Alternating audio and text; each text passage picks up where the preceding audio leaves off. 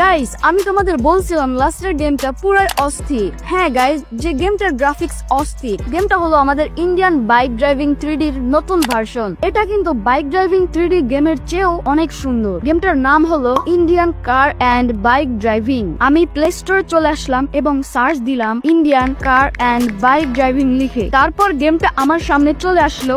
গেমটির poster গুলো দেখি পুরাই মারাত্মক লেভেলের। আমরা নিশ্চয়ই গেমের মধ্যে এমনটাই দেখবো আশা করা যায়।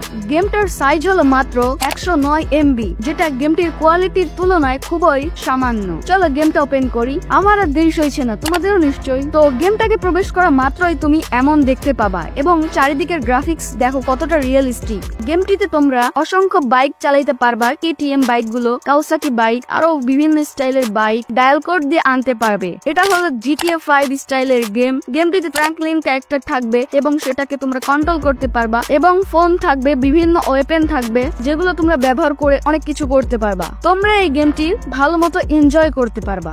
গেমটির গ্রাফিক্স তো মারাত্মক, বারবারই বলছি, কন্ট্রোলিংটাও জোস। এই গেমটি যে আবার বানাইছে তারে একটা নোবেল দিব। কিন্তু আমি তো গরিব।